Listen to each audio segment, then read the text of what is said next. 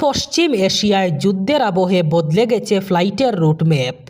এর ফলে এয়ারলাইন্সগুলির খরচের বোঝা বেড়েই চলেছে। অন্যদিকে লাফিয়ে লাফিয়ে বাড়ছে জ্বালানির দাম। খরচ সামলে টিকিটের দাম নিয়ন্ত্রণ রাখা কঠিন হয়ে যাচ্ছে বিমান সংস্থাগুলির জন্য। এই অবস্থায় সারা দেশ জুড়ে বিমান পরিষেবা বন্ধ হয়ে যেতে পারে। জরুরি তৎপরতায় সরকারি হস্তক্ষেপের দাবি জানিয়ে কেন্দ্রের অসামরিক বিমান পরিবহন মন্ত্রককে চিঠি লিখল দেশের বিমান সংস্থাগুলির সংগঠন ফেডারেশন অফ ইন্ডিয়ান এয়ারলাইন্স অথবা এফআইএ। এফআইএর সদস্য সংস্থাগুলির মধ্যে রয়েছে এয়ার ইন্ডিয়া, ইন্ডিগো এবং স্পাইসজেট প্রভৃতি। কেন্দ্রকে লেখা চিঠিতে জানানো হয়েছে, সাম্প্রতিক সময়ে বিমানের জ্বালানি অথবা এভিয়েশন টারবাইন ফিউল লাগামহীন বেড়েছে। সংগঠনের তরফে বলা হয়েছে, উড়ান খরচ বাড়ানোর কারণে একাধিক রুট আর্থিকভাবে অলাভজনক হয়ে উঠেছে। এভাবেই যদি জ্বালানির দাম বাড়তে থাকে তবে ভবিষ্যতে বিমান সংস্থাগুলি পরিষেবা বন্ধ করে দিতে বাধ্য হবে। পশ্চিমবঙ্গে আজ দ্বিতীয় দফায় ভোট গ্রহণ বিধানসভা নির্বাচনের। আজ সকাল থেকেই রাজ্যে শেষ পর্বের নির্বাচন সম্পন্ন হবে। প্রথম দফার ভোট ইতিমধ্যেই সম্পন্ন হয়েছে গত 23 এপ্রিল। দ্বিতীয় দফায় ভোট গ্রহণ হতে চলেছে আজ অর্থাৎ 29 এপ্রিল। মোট 2 দফায় ভোট প্রার্থীর সংখ্যা প্রায় 2926 জন। 294টি আসনের প্রথম দফায় ভোট হয়েছে 152টিতে। আজ দ্বিতীয় দফায় ভোট হবে 142টিতে। কমিশনের তথ্য অনুযায়ী দ্বিতীয় দফায় ভোট হবে পূর্ব বর্ধমান, হাওড়া, হুগলি, কলকাতা, উত্তর 24 পরগনা, দক্ষিণ 24 পরগনা এবং নদিয়ায়। ফলাফল ঘোষণা করা হবে আগামী 4 মে। নির্বাচন কমিশনের তথ্য অনুযায়ী দ্বিতীয় দফার ভোটে 142টি আসনের জন্য লড়ছেন 1448 জন প্রার্থী। মনোনয়ন জমা পড়েছিল 1463টি। তার মধ্যে 15 জনের মনোনয়ন বাতিল হয়েছে। মধ্যপ্রাচ্যে যুদ্ধের জেরে বিশ্বজুড়ে রান্নার গ্যাসের উপর প্রভাব পড়েছিল, যার থেকে মুক্তি পায়নি ভারতও। তাই এবার আগামী মে মাস থেকে রান্নার গ্যাস বুকিং এবং ডেলিভারির নিয়মেও বদল আসতে পারে। সূত্র মারফত এই খবর। Indian oil corporation, Bharat petroleum limited এবং হিন্দুস্তান পেট্রোলিয়াম কর্পোরেশন ইতিমধ্যেই 14 কেজি গরুয়া এলপিজি সিলিন্ডারের দাম সারা দেশে 60 টাকা বাড়িয়েছে।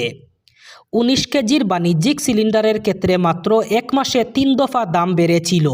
আগামী 1 মে 2026 থেকে আবারও এলপিজির দাম সংশোধনের সম্ভাবনা রয়েছে। তবে দাম বাড়বে না কমবে সেই বিষয়ে স্পষ্ট ইঙ্গিত পাওয়া যায়নি এখনও। মধ্যপ্রাচ্যে সংকটের পর থেকে বুকিংয়ের নিয়ম কঠোর করেছিল কেন্দ্রীয় সরকার।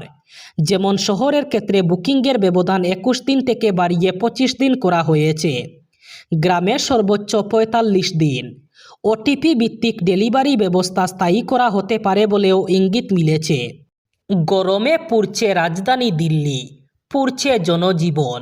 এই পরিস্থিতিতে শুধু স্কুলের সময়সীমা এগোনোই নয়, আরও বড় সিদ্ধান্ত নিল সরকার।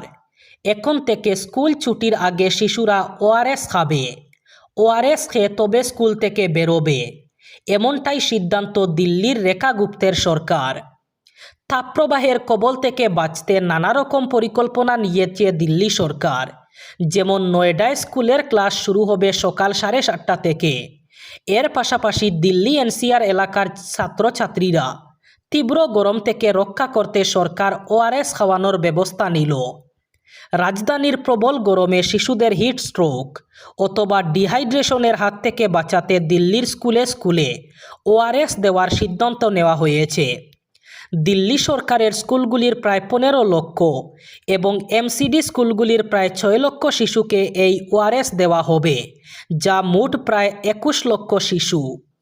আগ্রাসনে মার্কিন প্রেসিডেন্ট ডোনাল্ড ট্রাম্প সমর্থন। এবার উপসাগরীয় দেশগুলিকে নতুন করে হুমকি দিল ইরান। তেহরান সাফ জানিয়ে দিয়েছে, দেশের পরিকাঠামো অথবা তেল কূপগুলিতে একটি হামলা হলে তার জবাব 4 গুণ ফিরে আসবে। ইরানের ভাইস প্রেসিডেন্ট ইসমাইল সাগব এসফাহানি তার এক্স হ্যান্ডেলে লিখেন, যে কোনো যুদ্ধাপরাধের জবাব আমরা দেব। মার্কিন অপরোধের ফলে যদি তেলকূপ সহ আমাদের কোনো পরিকাঠামো ক্ষতিগ্রস্ত হয় তাহলে আমরা নিশ্চিত করব যাতে যে আগ্রাসনকারী দেশগুলি তার 4 গুণ শাস্তি পায়। আমরা একটু ভিন্ন পদ্ধতিতে অঙ্ক কষি। আমরা একটি হামলার 4টি সমান। গত সপ্তাহে ট্রাম্প উল্লসিত হয়ে জানিয়েছিলেন ইরান আর্থিকভাবে ভেঙে পড়েছে। তারা হরমুজ প্রণালী খুলে দেওয়ার দাবি জানাচ্ছে, অর্থাভাবে ভুগছে। প্রতিদিন ওদের $50 কোটি লোকসান হচ্ছে। ইরানের সেনাবাহিনী পুলিশ কর্মীরা বেতন পাচ্ছেন না।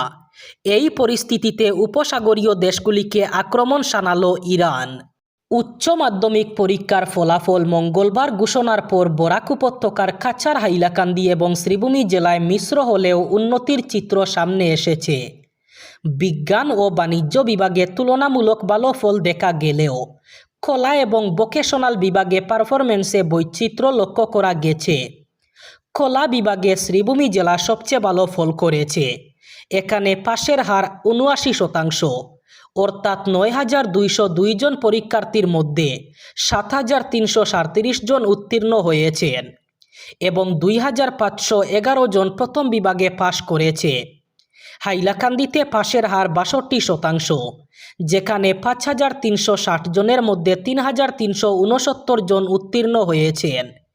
অন্যদিকে কাছাড়ে পাশের হার 59%, যেখানে 12,541 জনের মধ্যে 7,503 জন পাশ করেছে। এবার ওড়িশার কেওঝর জেলায় মানবিকতার এক মর্মান্তিক চিত্র সামনে এসেছে।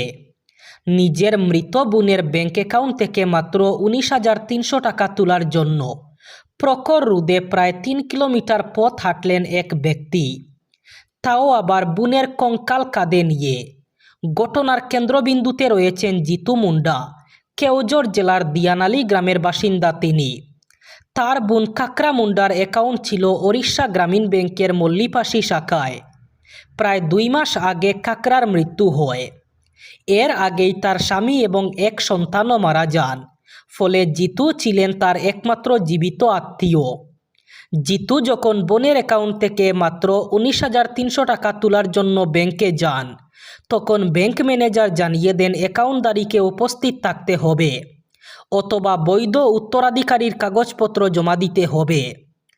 অশিক্ষিত আদিবাসী জিতুর কাছে মৃত্যু সনদ অথবা উত্তরাধিকার সংক্রান্ত কোনো নথি না থাকায় তিনি অসহায়ভাবে ফিরে আসেন। এরপর সোমবার চরম সিদ্ধান্ত নেন জিতু। তিনি গ্রামের শ্মশানে গিয়ে বোনের দেহাবশেষ তুলে আনেন। কাপড়ে মুড়ে কাঁধে নিয়ে তীব্র রোদে প্রায় 3 কিলোমিটার হেঁটে আবার ব্যাংকের সামনে হাজির হন।